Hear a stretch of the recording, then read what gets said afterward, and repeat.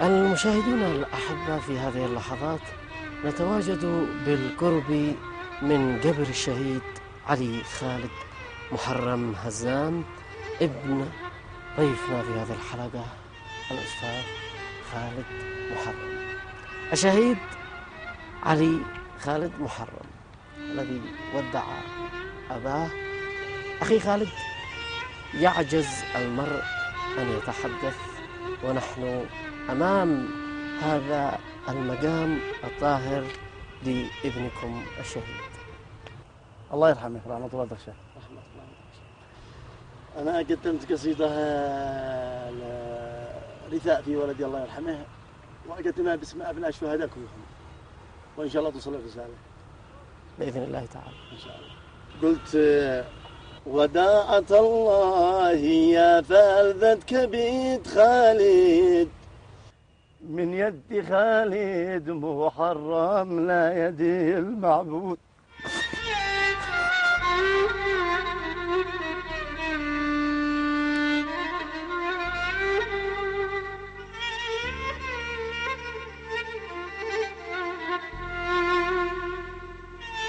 من يد خالد محرم لا يدي المعبود.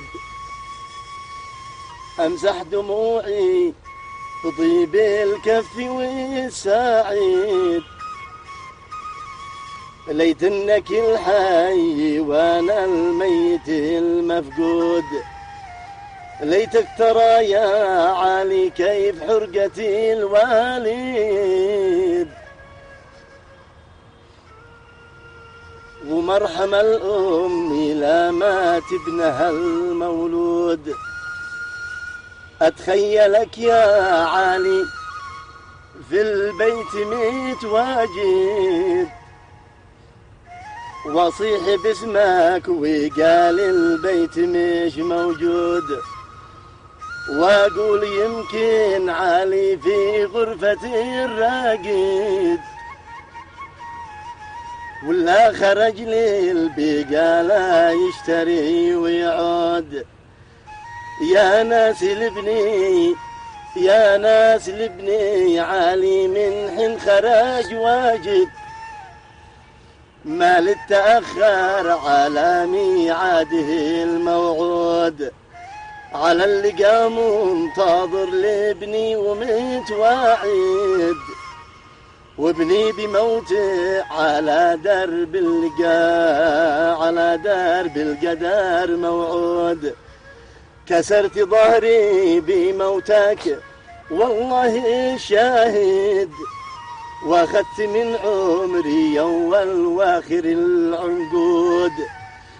ضعنت ظهري ضعنتني يا زماني ضعنتي الحاقد، على طريق الحياة المظلم المسدود. يا غارة الله من هذا الدم البارد، كيف أصبح القاتل شمال الوجيه السود. يا موعد الطفل بالمستقبل الواعد، ما للطفولة أمل بالنار والبارود. صار الأمل في السماء دخان متصاعد، وحاضر القاتل فتنة والمصير خدود. إبليس ما قد سمعنا بقتل واحد،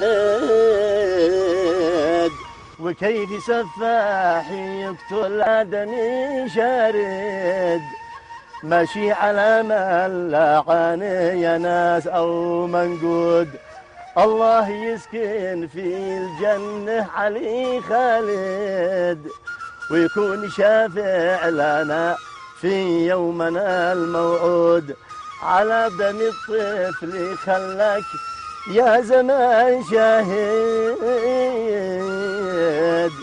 من يوم قتله إلى يوم اللقى المشهود. الفاتحة بأن الله يرحم شهداءنا جميعا، وأن ينتقم من الظالمين، وأن ينتقم من آل سعود ومن تحالف معهم ومن تعاون معهم على قتل الأبرياء.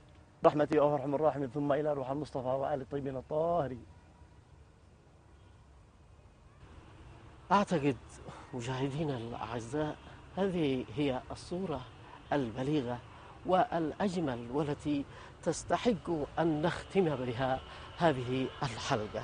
عزيزي خالد، لا يسعنا في ختام هذه الحلقة إلا أن نقدم لك شهادة تقديرية معنوية تقديرا للدور النضالي والأدبي الذي تقوم به في هذا الوطن. تقبل منا تقديرا وعرفان لكل ما قدمه خالد محرم. عزيزي خالد، شكرا جزيلا لك. الله يحفظكم، شكرا والشكر، وأقدم لكم التحية والمحبة وأشكركم على ما قدمتوا وعلى استضافتي والإظهار ما نكنه من ألم، ولكن صامدون بإذن الله. وما دام موجودون الشرفاء في اليمن والمحبين لهذا الوطن فإحنا صامدون إن شاء الله إلى أن تقوم الساعة.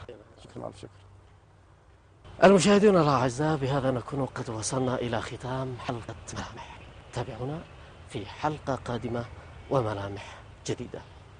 في أمان الله.